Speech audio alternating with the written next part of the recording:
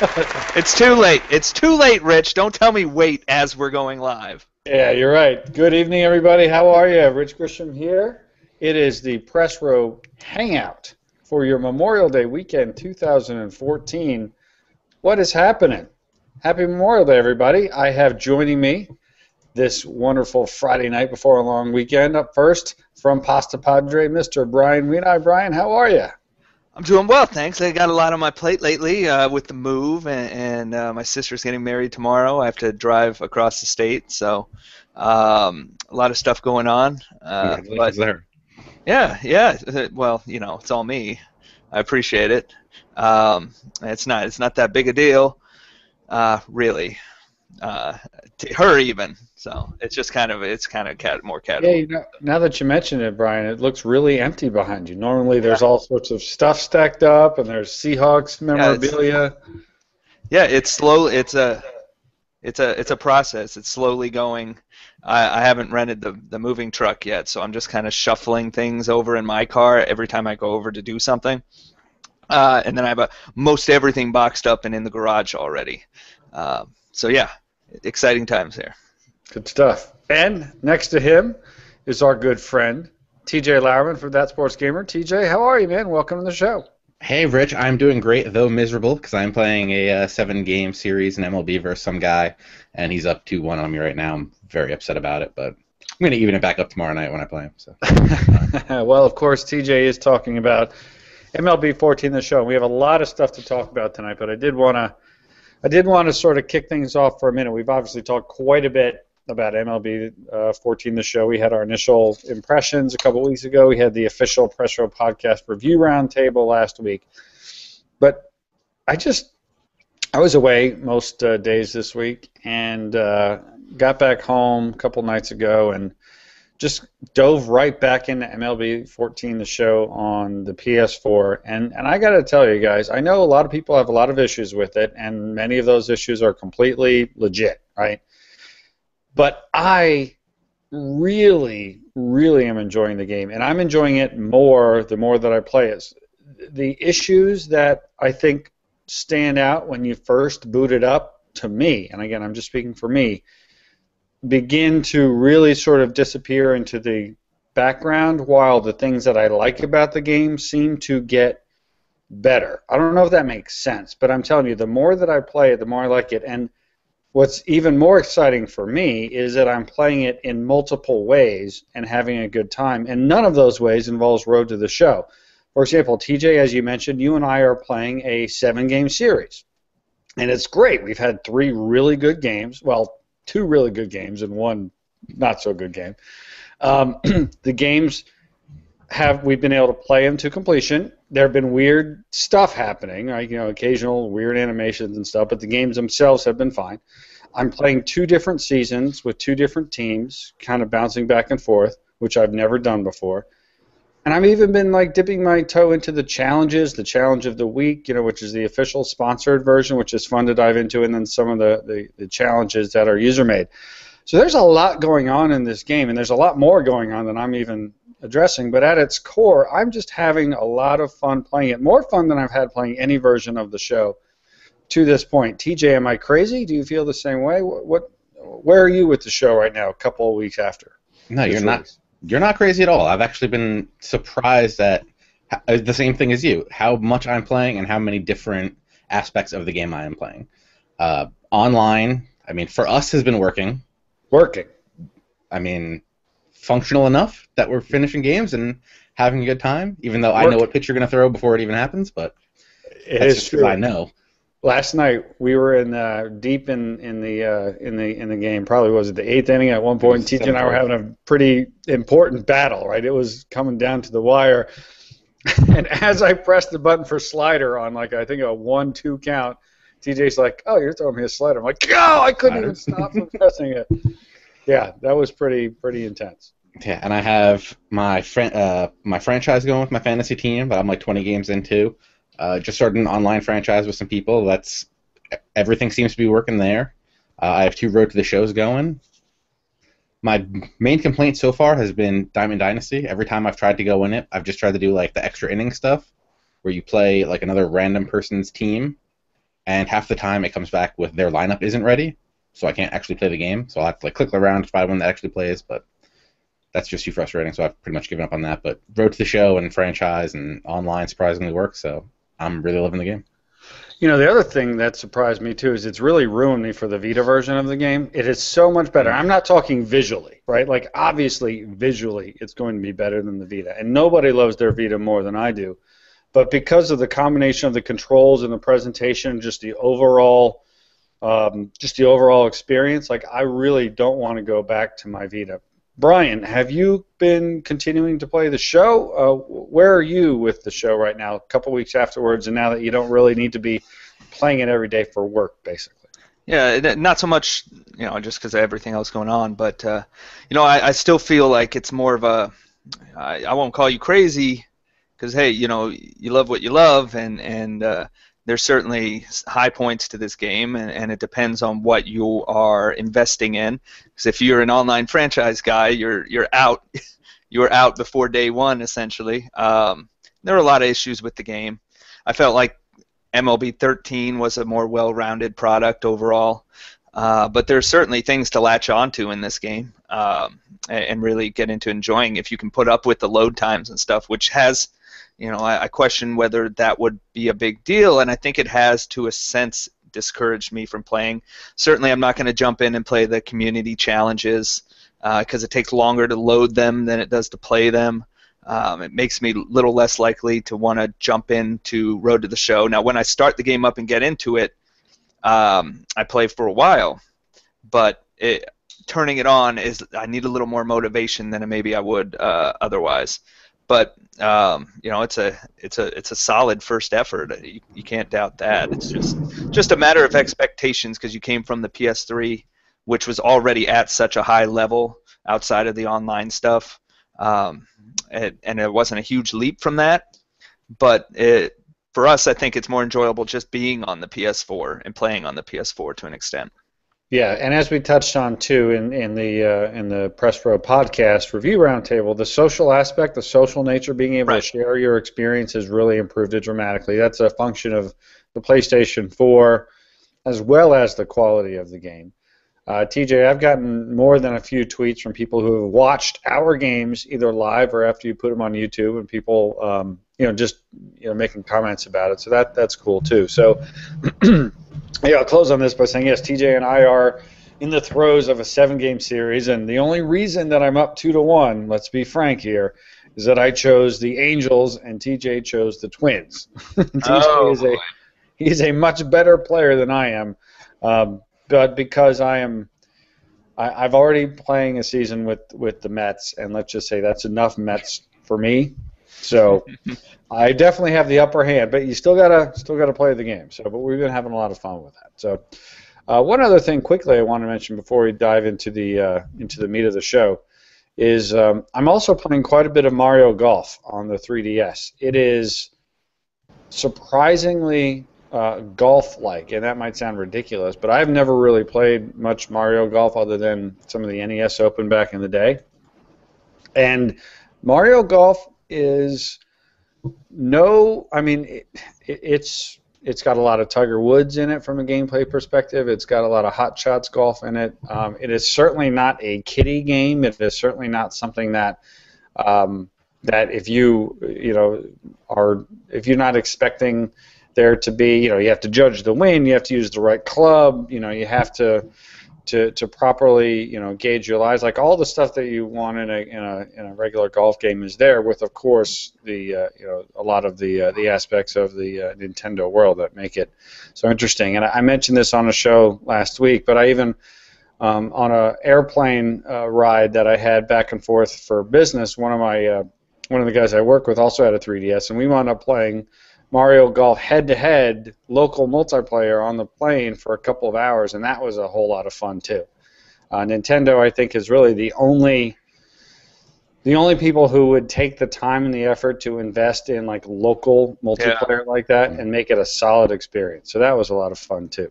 Are you liking it better or worse than Hot Shots World Tour Invitational thing that was on Vita? Well, I kind of like the golf better. I like the putting better for sure. And I just overall like the golf itself, like when you're on the course, better.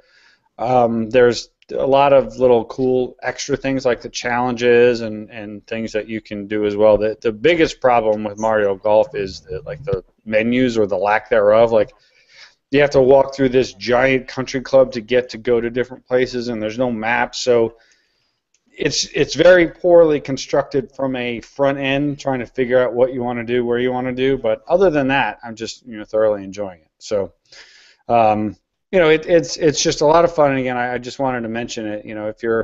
If you have a 3DS or a 2DS and you like these kind of games, I would definitely highly recommend Mario Golf World Tour. It's fun times. But we are not here to talk about that. There's a lot of big stuff happening, a lot of news. TJ Larman, we're hoping, doesn't get electrocuted during the recording of this podcast. There's some lightning going on back there. We're with you, TJ. Hey, I'm happy you're here. If you're gonna go out, if it goes black, do it live. Message. Yeah, if you're gonna go out, Rich, do it live on my Hangout, please. Yes. That's right. All right. So one of the big items of the day, and I really want to talk about this. EA announced today the FIFA World Cup Ultimate Team mode coming to the PlayStation 4 and the Xbox One. Brian Weedeye, what is it and what does it mean? Well, I'll tell you. I could tell you what it is first. I was going to say what I like about it, but yeah. So obviously you didn't get the World Cup game on the Xbox One and PS4, but they promised content for Ultimate Team on those consoles, plus on the 360 and the PS3 and PC. And today they finally announced that. Next week on May 29th, it'll be out as a free update. And it's a separate mode from Ultimate Team and FIFA 14, and it's got all the World Cup stuff you'd expect with the licensing, the players, the kits, and everything else really that goes along with it. And the way you play in that Ultimate Team mode is online or offline tournaments from group stage to the knockout round. So that's essentially what it is. It's a free update. Of course, you can play it without spending money, but of course EA wants you to spend money in there to buy packs. And I don't believe there's any way to move players, so it's just with packs. There's no trading auction house type stuff. So that's essentially what's happening in terms of the content that's coming. And that's all the consoles and the PC next week. And one of the nice things is that when you buy the packs in the World Cup part, you also get a gold pack in the regular FIFA Ultimate. Now you have to tell me, because I'm not a FIFA Ultimate Team player. Is a gold pack worth it, or is that something only really to bother with for beginners? No, it's worth it. Is it? Yeah. But, I mean, not having the auction house kind of sucks, but... Yeah. So let's talk about this. First of all, I'm confused. It's Ultimate Team mode, but it feels like it doesn't have any of the stuff that makes an Ultimate Team mode the Ultimate Team mode. Like, this guy I know, TJ Larman, who loves Ultimate Team, talks to me all the time about the auction house. He walked me through the auction house. It's like that's a core feature of the game. The reason he doesn't like Diamond Dynasty on MLB The Show is because it doesn't have it. So it seems to me when I read this, and I've read this like 3 times now, it seems to me like this is basically adding a World Cup mode to the game because you can play online or offline. Where does the Ultimate Team thing? Well, Rich, you're adding essentially a World Cup mode, but you're not adding like the teams. You're not going to have Team USA with the full roster. You're going to maybe get the Team USA kit, but you're going to have players from all over the world on your team that you pulled out of packs. That's weird. Right. And you're going to want to build them into national squads to get the chemistry up, so your team will play better. So I'm gonna all right. And the packs are only going to consist of players in the World Cup. Okay. So I could have a team that could have, well, it won't have Landon Donovan. Let's say could have Clint Dempsey, DeMarcus Beasley, Leo Messi, sure, and Wayne Rooney. And I could dress them in Team USA kits and then take that team and go play offline or online. Do I have that right? Mm-hmm. Yeah. Okay. But you'd have to get them in packs. Okay. And what is the currency? What sucks is if you have a really stacked Ultimate Team in the regular mode, none of that transfers over. So you're starting from scratch. Well, I'll tell you why. This was going to be my point, though, TJ, why I actually think that's good. Oh yeah, it's good. Yeah, okay. Well, no, I can understand like people who've been playing Ultimate Team or maybe like, well, why do I want to start over at this point? Or, I should benefit because I've spent $3,000 on the mode or whatever. But for me, someone who didn't play FIFA Ultimate Team, um, I I'm more interested in this. I want to start in this because if I was going into this mode and said, okay, I'm going to start in this mode, but people were using, stuff that they had already accumulated for 6 months, I would have been way behind the curve, and I would have got killed in every match, and I would have given up. So I like that we're all on even ground to start with. But yeah, I mean, I think the original assumption people made, it was one that I made, was that when they were adding FIFA World Cup content to the Ultimate Team, that they'd just be putting new stuff in packs in the regular Ultimate Team, right? I guess what pretty much everybody thought. Yeah, that wouldn't have worked for me. I wouldn't have gone and started up a FIFA Ultimate Team if it was just World Cup stuff in the normal Ultimate Team. So I actually like that they isolated it in this way, but I can see why maybe people were hoping they'd be able to take, the USA kit and put it on their team in normal Ultimate Team. Right, and that's the brilliance of this is they get you in the World Cup mode buying packs, and now you're also, as you're buying packs there, you're also buying packs for regular Ultimate Team, hoping that when the World Cup's over or you're done playing this, you'll hop over to the other one, you'll have... And then you'll play FIFA 15 Ultimate Team, and yeah, it just goes on and on. So the currency to buy these packs are what? The coins or something like that? Yeah, you'll be able to, I assume you'll be able to buy it with the coins that you earn in the game or FIFA points. Yeah, I guess you'd have to be able to buy them with FIFA points. Because I'm like intermediate fake money. I'm like a fairly decent level in FIFA, just the regular game on the PS4, and I haven't really bought any of the items that you can buy in the store with the currency, like the extra kits or right, but that's things separate. like that.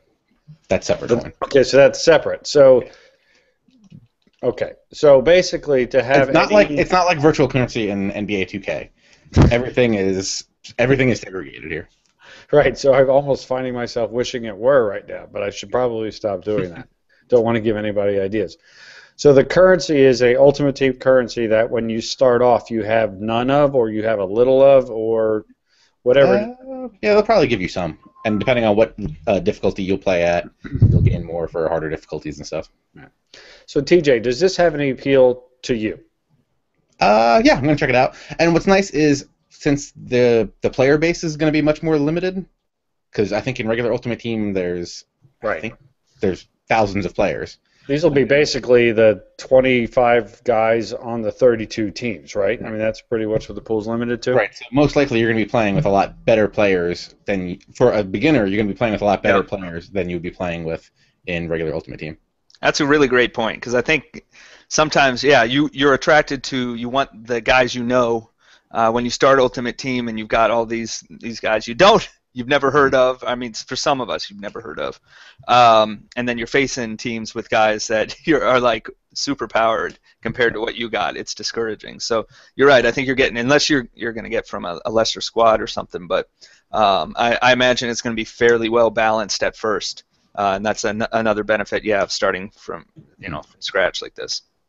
So it sounds too like you're better off trying to assemble a team of all Team USA or Belgium or the Netherlands as opposed to trying to get. Is that how the chemistry works? Or, is it with like their European squads or anything like that? No, it's just going to be within their nation and their confederation. Okay. They're going to do chemistry things. Interesting.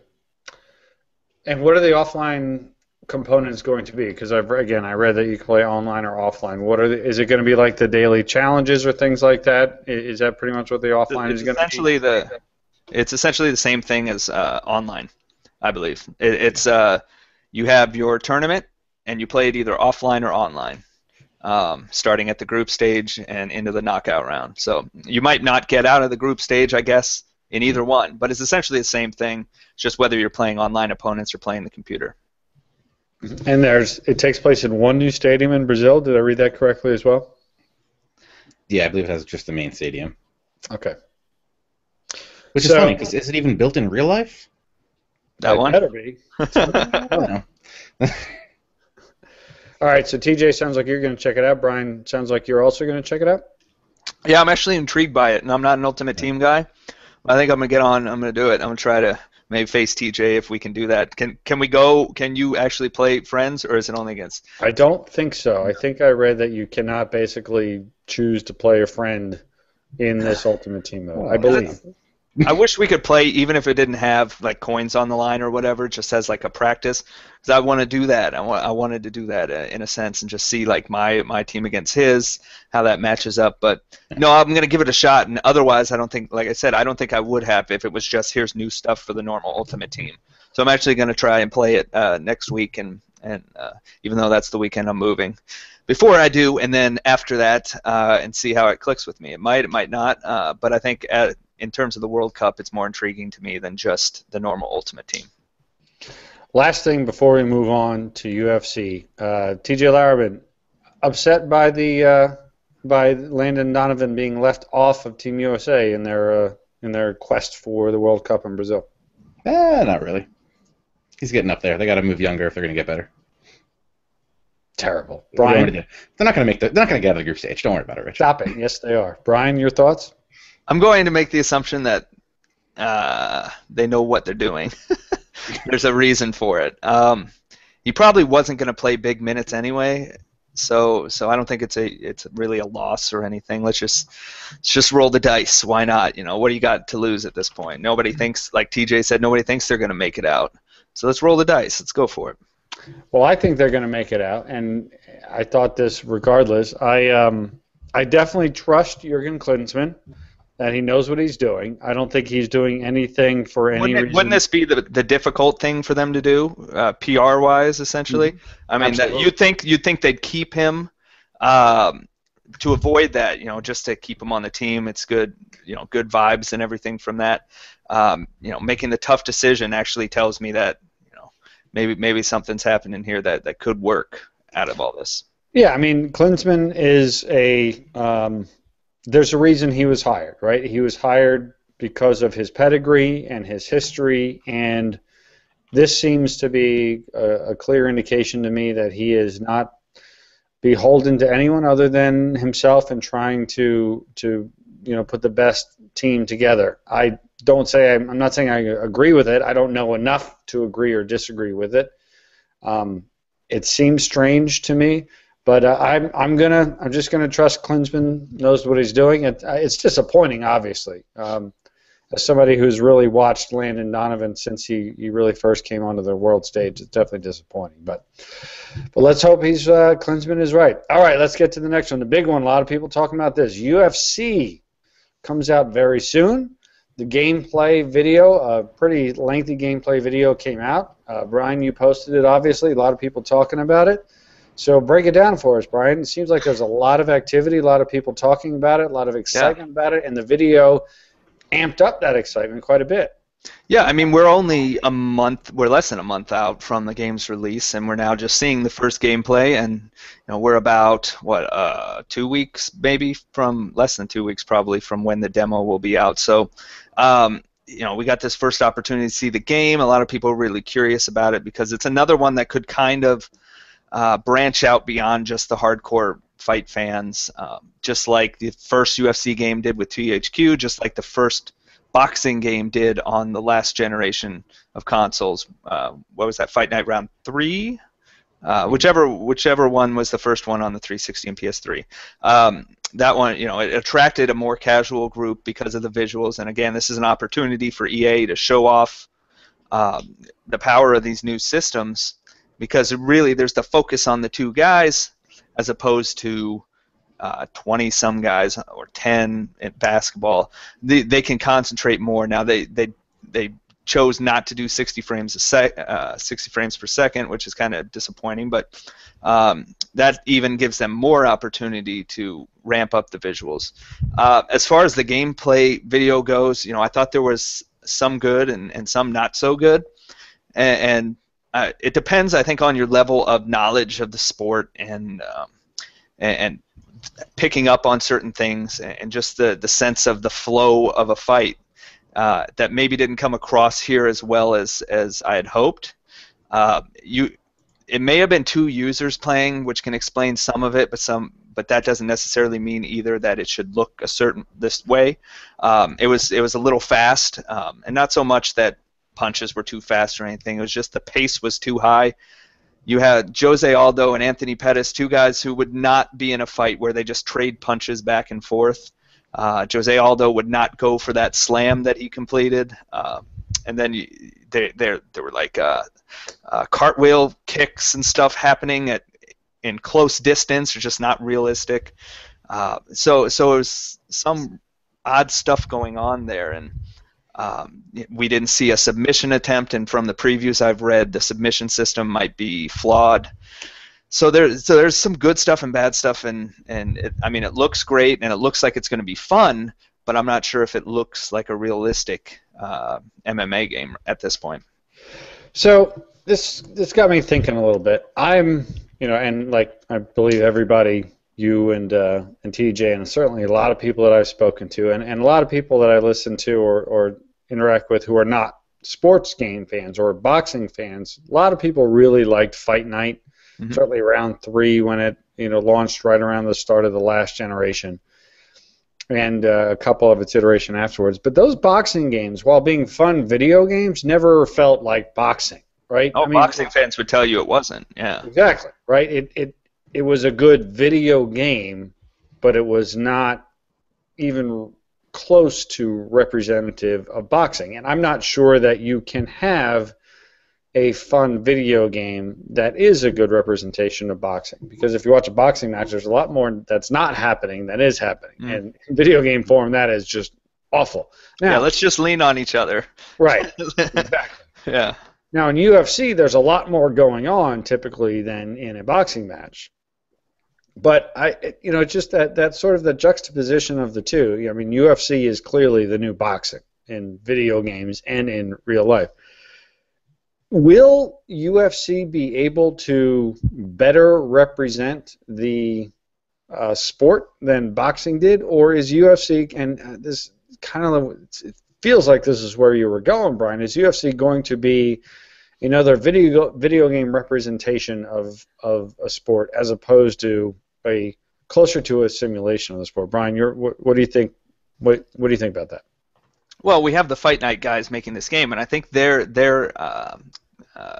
philosophy is that it can't be a total sim, and they felt that way about Fight Night. So I don't think that's the case, though, necessarily. If you look at the UFC, the first one from THQ, that was pretty much a sim. Now it was not perfect, obviously, but the concept behind it, the principles that it instituted were simulation based, and I think EA is trying to do that too. But you can tell just by the way they were fighting, whoever was controlling these guys, that they were just going all at it, and that's not the way most of these fights go. I mean, that's maybe what a casual fan thinks when they see highlights of fights, but when they're just trading punches, these guys don't trade punches like this. Most of these guys don't, and things like you couldn't really tell, how much impact a strike had. There were a bunch of punches going, hit and connecting that seemed to be doing nothing, and then all of a sudden a weak punch knocks down Aldo. Weak compared to some of the other ones we saw, at least. It's difficult, but I think with UFC you have more potential to be that simulation type game because there's so much more variety to the fighters, and there's so much more variety to the styles, and then also the ground game versus on their feet versus the clinch. I mean, there's so many different ways to fight. There's so many different strategies you can utilize compared to boxing. So boxing is it's less at least in a video game, it requires less of that, planning and working to your strengths and away from your weaknesses. It's tough though because if you're trying to attract the casuals, they're not going to know all the nuances, especially in UFC. Even less so than boxing because there is so much to learn. I mean, I'm a fan of the UFC, but I don't even know everything. I mean, I went to a buddy of mine who knows more about it to point out some of the things in the video that he saw. So it's a balance that you have to strike, and I think they're leaning a little more to the arcade side than I would want, but that doesn't mean it could be really fun that way. it just may not be the exact replication that the hardcore fans would want out of it.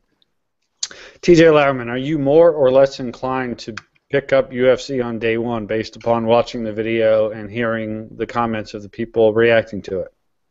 I think I'm more inclined because it looks pretty good. I mean, as you watch it more and more, you see like the little things like when the guy was mounted on top of him, there was only like 2 positions for his legs, so it didn't look like he was really doing anything crazy to try to get out of it and stuff like that. But it seems like the more we go to sports where it's like hand-to-hand combat, you lose like the ability to show real simulation stuff.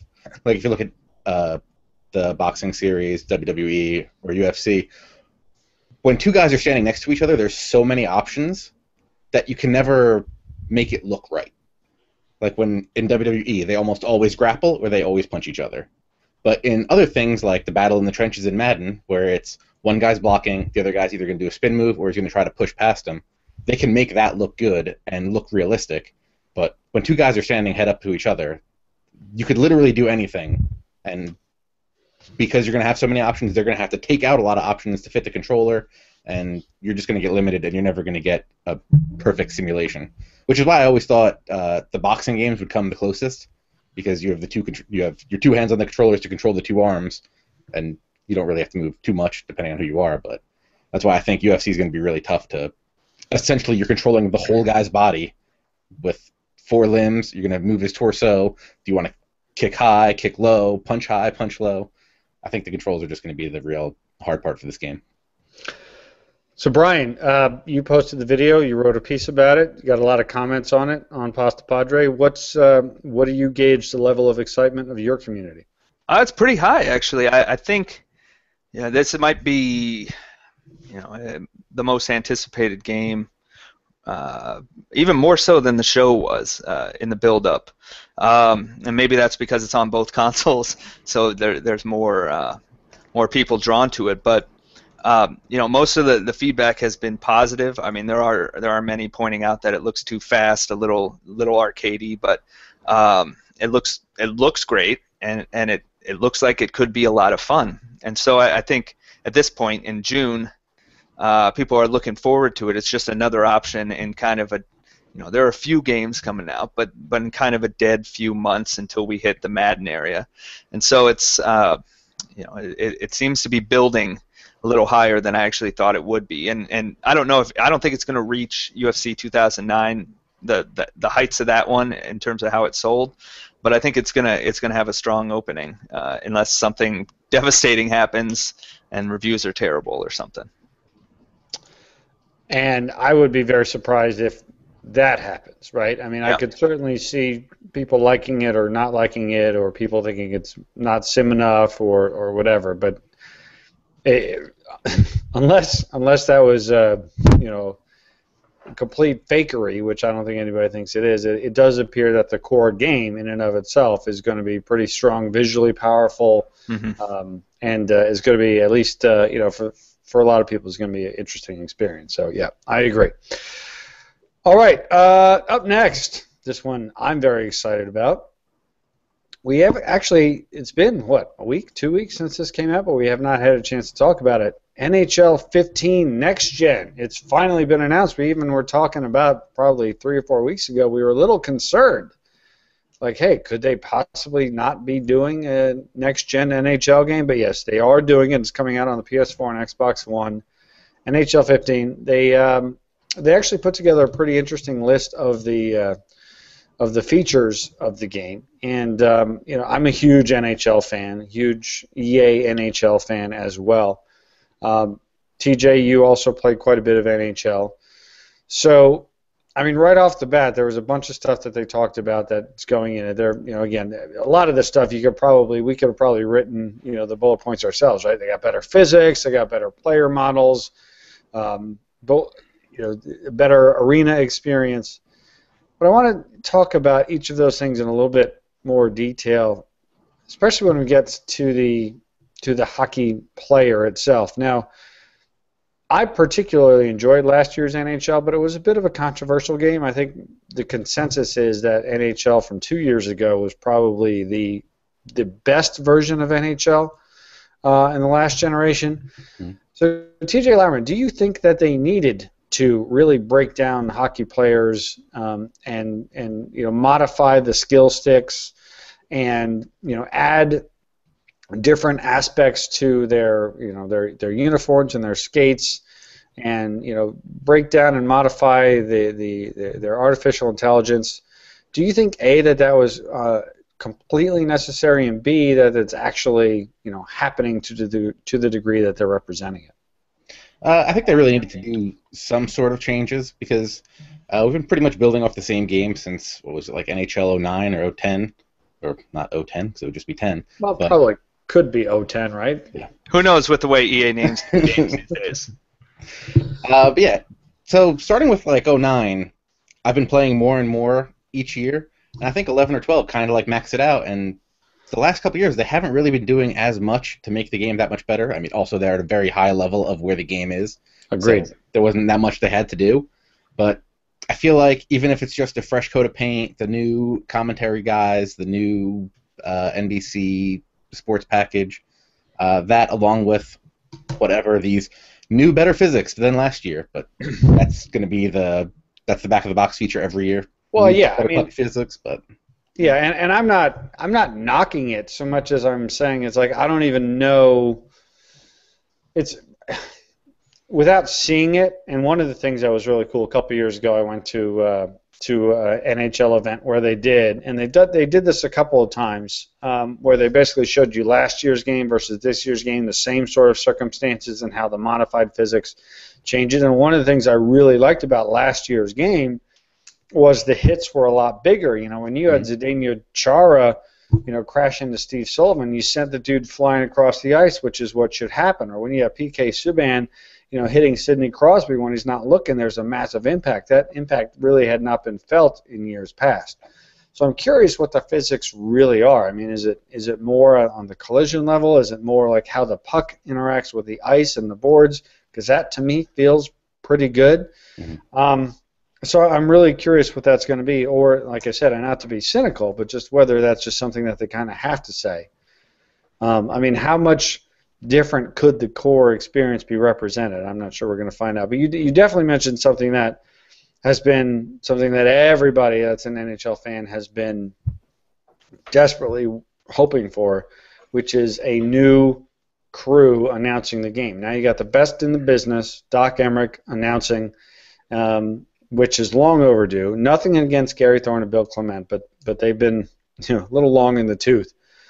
Brian, you posted a poll on all the different features on Pasta Padre. What were the results of that? What were people most excited in with what was most excited about with what was announced, and sort of what's your take on what people are thinking about NHL 15 on the next gen consoles? Yeah, I wanted to get a sense of where people were at and what was the biggest thing out of that, and the result of that poll, which had a couple thousand responses, is that there isn't one that really stands out. There's four features that are almost equal in terms of support for what they thought was the biggest addition or improvement for this year. Those four are it starts with the new commentary team, like you referred to earlier, the NBC broadcast presentation, the improvements to physics, and then just simply the next-gen visuals that are going to come on the Xbox One and PS4. So those are the four big ones. They were all right in that 22 to 26% range, and then stuff like I think the crowd and like skill stick kind of stuff was just in the couple percentage points. So those are the four that really stand out. It's the four I think you would anticipate, although I wasn't sure. You guys were mentioning whether you really buy in it to this point, this idea of, the physics are going to be so enhanced and stuff, because if you look back at E3s from previous years where they talk about the physics and they show how it's going to be different, and then the game comes out and it's really not so impactful as they would have had you believe. So I wasn't sure if people would actually buy into that one as much as they did. But otherwise, yeah, the commentary and the NBC broadcast presentation, those are huge, and those are, to me, those are what really stand out, because there are things that you may not have seen if NHL had released on next gen in November. if there had been a version made for next gen, because they had a longer time period to build this game.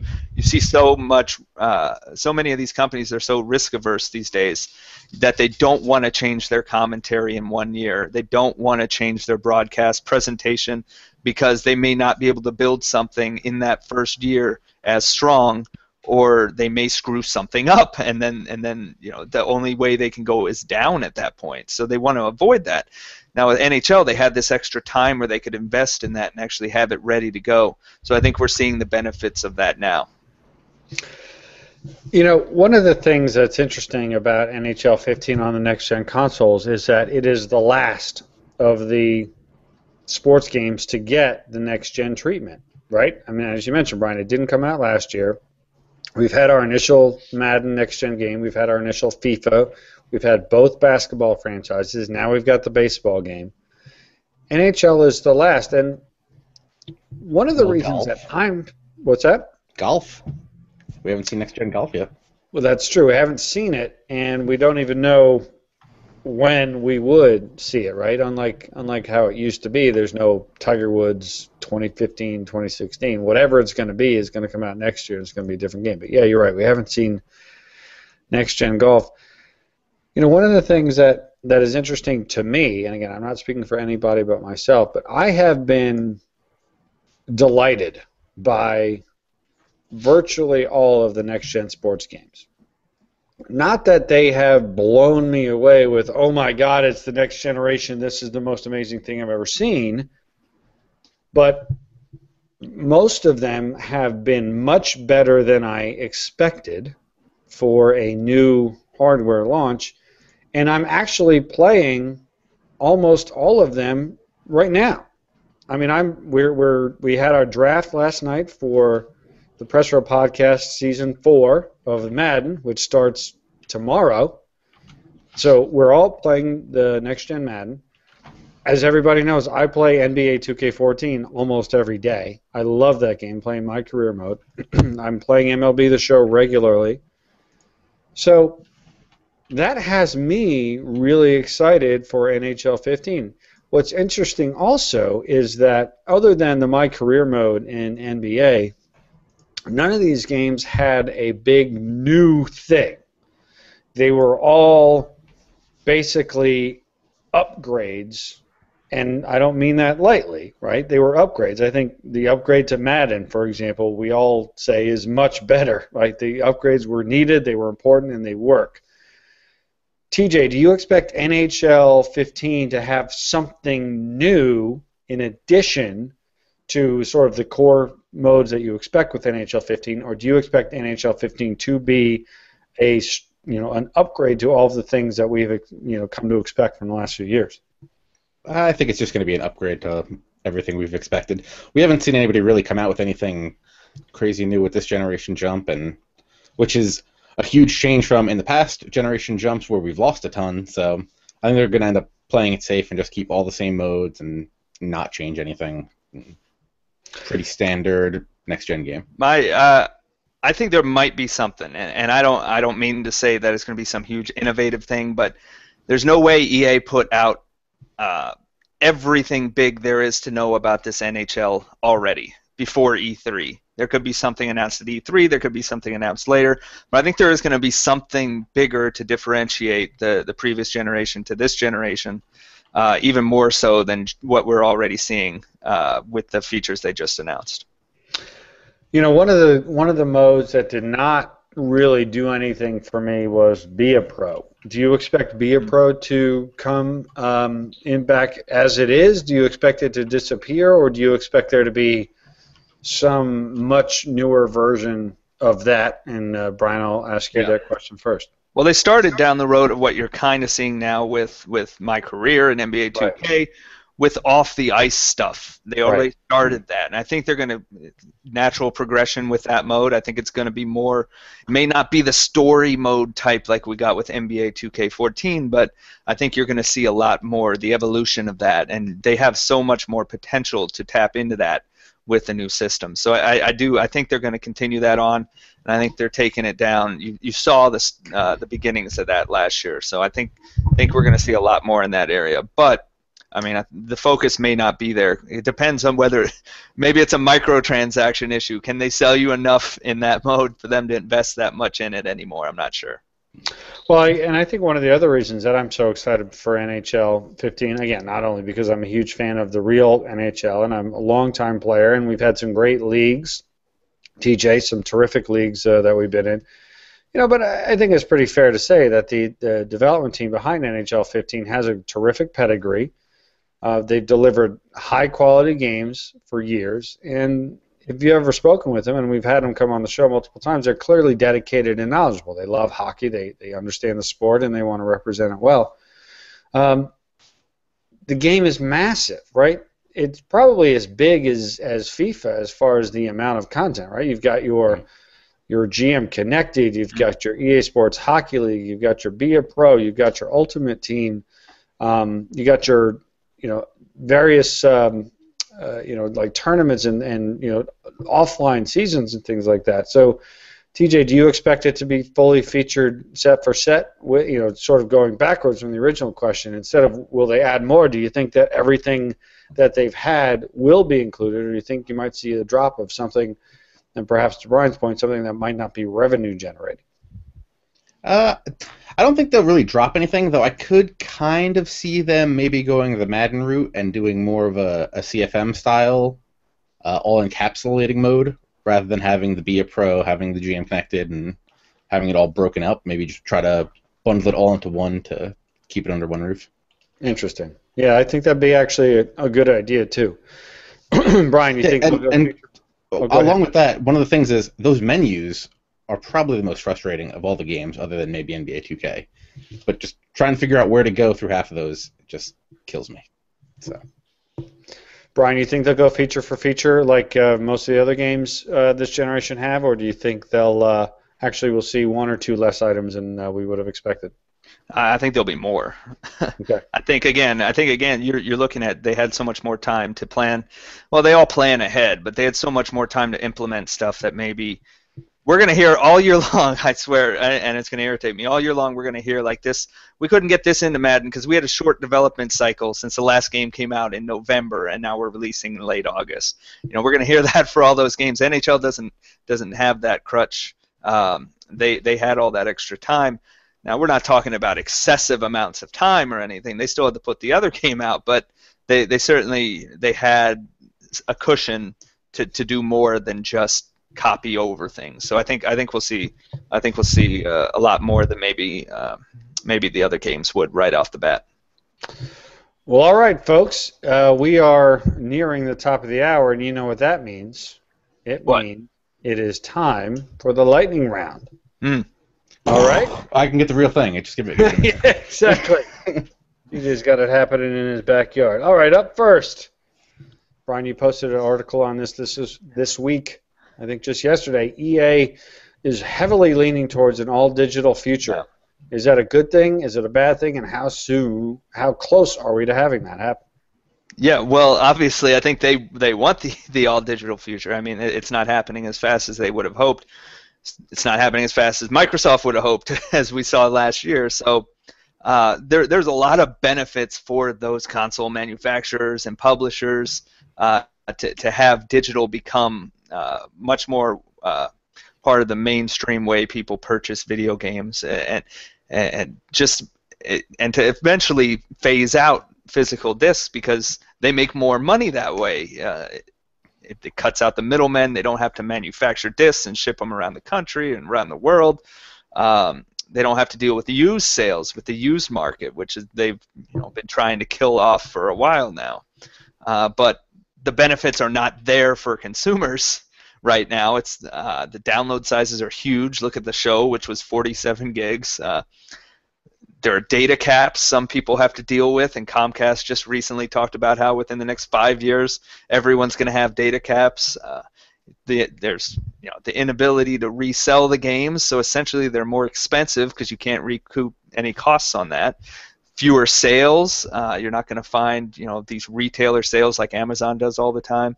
And they're not even offering pre-order bonuses on a lot of these games, or they're not offering all the bonuses, so it's frustrating. The uptake on that is just not happening as fast as they would like, and I see why. But gradually, more and more people are going digital, but it's just not happening very fast. And I think we're still 10 years away or something from that being the case. TJ Lowerman, digital future, good thing, bad thing, inevitable? We all know it is. It's inevitable, but there's still a lot of stuff that's got to change. Mainly the price has to come down, because consumers aren't dumb. If they know that you're not paying for printing discs, shipping the product all around the world, worrying about all that storage and stuff, we have to be getting some sort of discount if we're going to be buying digital. I personally prefer, if I can buy a game physically, I still do, just for the trade-in value.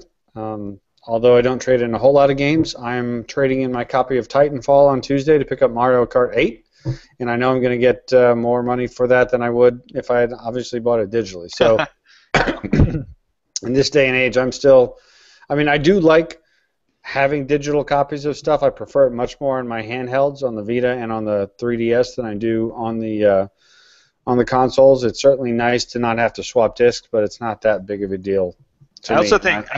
I also think there's a sense that if people are more accustomed to buying the games digitally, they'll spend more digitally on our Ultimate Team modes, on our My Team modes, on our on these microtransactions. So they just want people getting used to the idea of spending their money digitally, and having all their products just be completely digital, because they're going to make more money that way, and there's numerous avenues for them to do so when that becomes the case.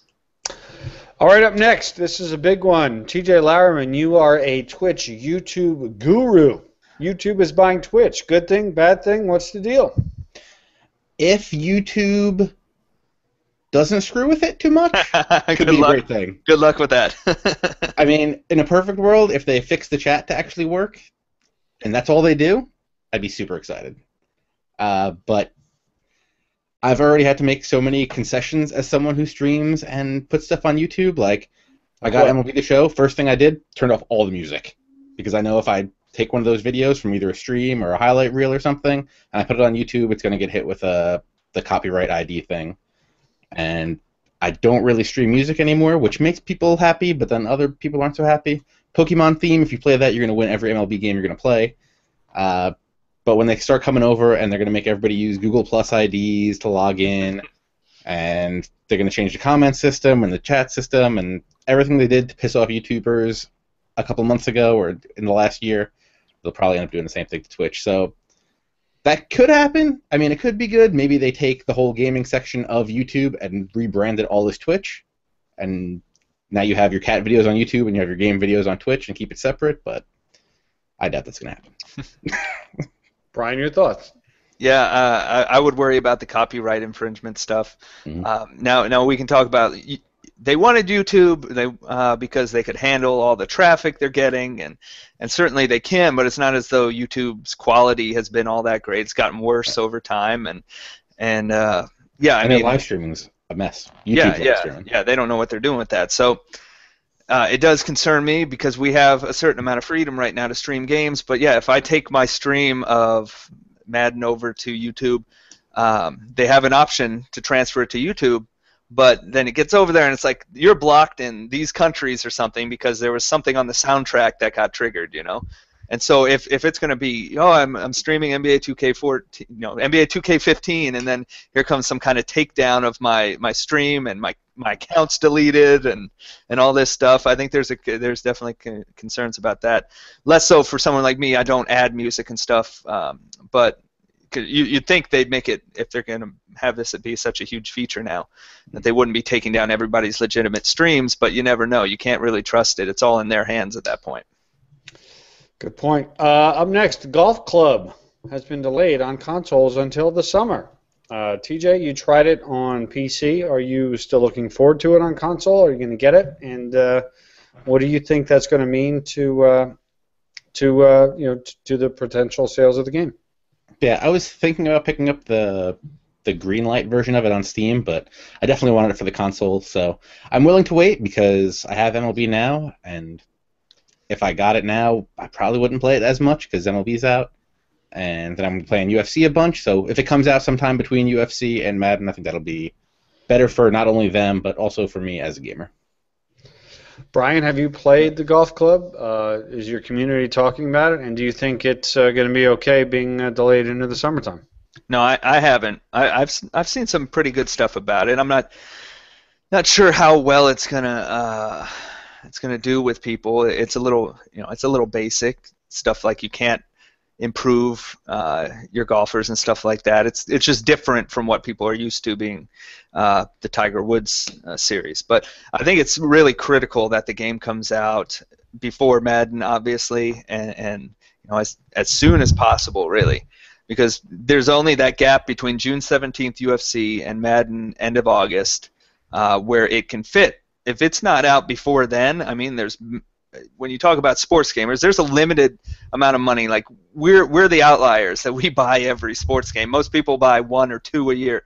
Right. So when you talk about Madden and NHL and FIFA and NBA 2K, plus huge games like Destiny coming out in early September, they have to be out before then, or else it's just going to get buried. And not so much because it's a bad game or anything. It's not going to be able to get any mainstream attention under those huge games, under the shadow of them. So it has to be out, late June, early July, or else it's going to be in big trouble. Staying on the golf tip, Power Star Golf is now a free-to-play game. Have you played this game, Brian, and is this a good idea? I did not play it, and I'm not sure I'm more inclined to play it with the free-to-play model, although I guess it's essentially a way to enter into the game and see if you'd like it enough to buy it, because you can just pay the $20 and get everything. But you're just getting, one course or a couple courses and one golfer with that, and then you have to buy to get more than that. So I'm not a fan of the free-to-play model to begin with, so it's not really more appealing to me, but I have seen people saying, okay, well, I'm going to download it and give it a shot at this point. TJ, any interest in a free-to-play golf game? Yeah, sure, why not? But was it needed Connect, or was that just it always looked like it needed Connect? You did not need Connect, because my Connect has been unplugged since day one, and I played it. Owen Good actually played quite a bit of Power Star Golf. Now, he is a golf guy, right? So there's no surprise there. But he enjoyed it. I don't think he loved it, but he enjoyed it. I played it. I liked it, but I can't tell you why I like Mario Golf a lot more than Power Star Golf. I just do. I can't tell you why I like Hot Shots Golf more. It's just, perhaps it's because the characters didn't register with me. It certainly looked good. It played very well. It was actually quite challenging, more challenging than I was expecting. So, I don't know. I think it's an interesting move. I don't know if it means anything. Like, does it mean that the game didn't do as well as they wanted it to, or is that was a game, Rich, correct me if I'm wrong, but I'm pretty sure that was a game heavy on microtransactions, right? There were many opportunities to use microtransactions in that game. Definitely were. So what the idea is here, and maybe they couldn't do it at first or whatever, to get as many people in as possible who can potentially spend more money on it than they would have if they're not playing it. They're not spending any money on it. So if you get people in for free, even if 20% of those people or even if 5% of those people end up spending money, it's a net gain for you. That's a good point. Up next, FIFA World. Don't know what it is. It's some sort of free-to-play PC game. TJ, did you get it? And do you want to play it? I downloaded it, but I am still waiting to log into the EA servers. That's my problem since installation. I've been stuck at that screen, but looks pretty cool. And I downloaded it only to get a DirectX error. So we're doing well. We're doing really well here with it. Yikes! Have you guys scoured the internet? Are other people on and playing? Are a lot of people having the same problems you are? What have you seen, if anything? TJ? I mean, I haven't heard anybody talking about it until Brian said we should try to play it before we did the show. What is it exactly? Is it like another Ultimate Team kind of a game? I know it's a free-to-play game. What exactly is it, TJ? I'm going to let Brian handle that one. But Ultimate Team is there. Yeah, it's essentially a free-to-play FIFA built off basically built off the consoles. But again, yeah, it's essentially just Ultimate Team. And TJ and I were having a little conversation before we started the show about this, and a couple years ago I said, it's only a matter of time before EA branches Ultimate Team off and makes it its own game. Yeah. That's essentially what they've done here. And just like we were talking about with Power Star Golf, you get people in for free, and then you get a certain percentage of them paying, then you're netting again. As long as you're not cannibalizing sales of your actual FIFA products, which I don't think this would do. This is more intended for the people who wouldn't maybe buy that $60 FIFA, but hey, it's on PC, it's free, let me get into it, and then maybe they do put some money into it if they're enjoying it. Yeah, the only real difference with this is you can actually, there's all the teams are in it, and you can play pretty much online seasons is what all they've really said. It's not like the full what do they call it? The career mode or whatever. Yeah, you're not getting career mode. You're not getting a franchise mode type things. You're not getting skill games. You're not getting all sorts of other stuff. But it's Ultimate Team with online seasons essentially.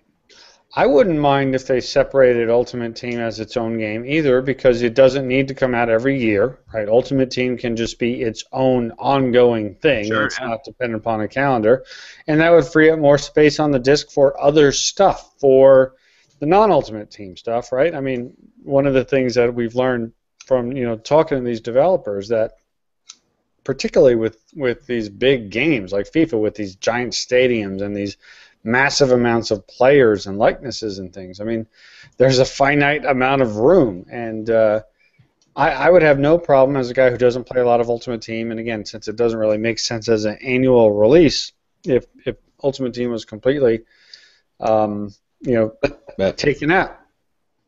Can I step in for 1 second? Go for it. Ultimate Team does make sense as an annual release for EA Sports, because you have to start your team from scratch every year. That's how they make their money. Yeah, yeah, that's true.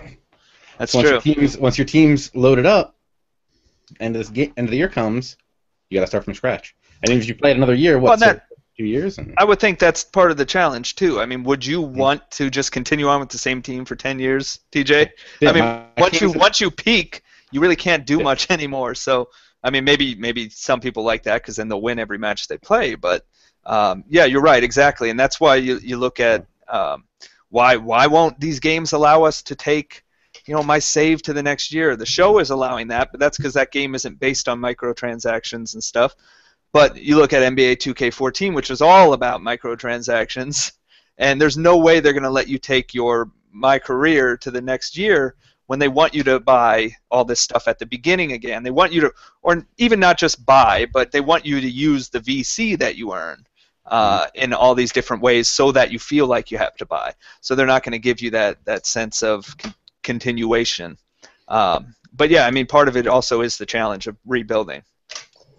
As somebody who has played 130 games or so of My Career, I played every single game. I'm well into my second year, and I've steadily improved my player to the point where he is, it feels to me, he is as good as he should be after spending a year and a half in the NBA. Like, if you just use the VC that you earn in-game playing My Career and you don't go try to get more and you don't blend it in from other areas, like on its own, it's perfect, because my guy is a lot better, but he's not crazy better.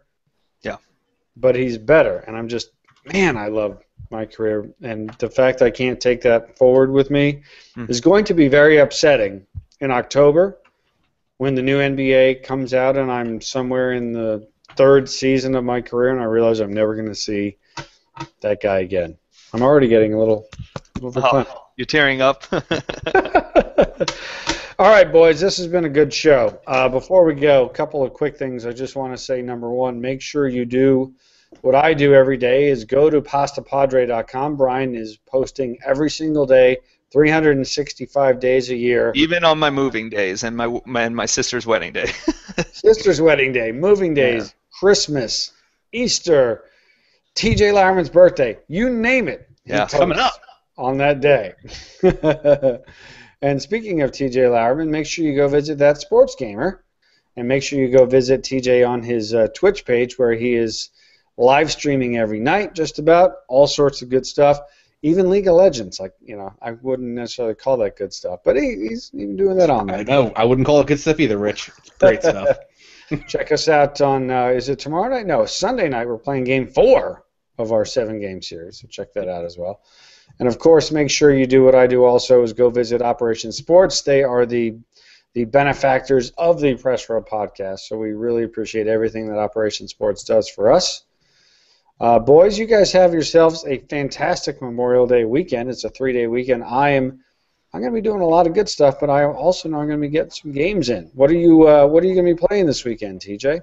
Lawnmower Simulator 2000 for a little bit, if the rain stops. I want to get better at League of Legends. And I think I'm going to hop back into FIFA, get a little more of that under my belt, get ready for this update. When does that come out? Next Thursday? 20, right? So. I'll be playing on Sunday. I'll be playing IKEA Builder, Nice. which is it's terribly difficult game, very confusing and frustrating. So that's what I'm Press looking X forward to Allen Wrench. Yeah, like it easy. Worst tutorial ever. Also, Lots of pictures and very few words. Very few words. Yeah. Well, I'm also going to be joining you, TJ, in Lawnmower Simulator 2000. Man, between the travel and the rain, the grass is like, it's crazy. So, going to be doing that. But I'm also going to be playing, as we mentioned, I'm going to be playing Game 4 of MLB The Show against you in our series. We're kicking off our Press Row Madden League this weekend. It's week 1, and in fact, TJ, I do believe you have a head-to-head matchup. Who are you playing in week 1? Peter Dodd. You said you were going to advance the league before we did this, but you didn't do that either, so who knows what's going to happen. Look out. Yeah, Pete Dodd, he's my pick for winning the NFC East. I think he's going to end my three-year run atop the NFC East. He is poised for a run. And I'm also going to be playing some NBA 2K14, of course, which I do almost every day. And I'm also going to be playing some FIFA. I've gotten back into FIFA. Not that I got out of it because I wanted to, but watching the end of the Premier League season a couple weeks ago and then watching the amazing Barcelona-Atletico Madrid match last week, and the Champions League final is coming up this weekend. I'm big into soccer again, and I'm going to be playing some FIFA as well. So it's all sports all weekend for me. I'm not playing any games other than sports. And for me, that's about the most fun a guy can have, playing video games. So, hey, everybody, thank you as always for listening and for watching. We appreciate it. Everyone have a great Memorial Day weekend. Be safe. Remember why it is Memorial Day. Shake a veteran's hand or hug one. And have a great time, and thanks for listening. On behalf of Brian Weedeye from Pasta Padre, TJ Lyerman from That Sports Gamer, I'm Rich Grisham from the Internet. Cheers, everybody. Thanks. We'll see you again real soon.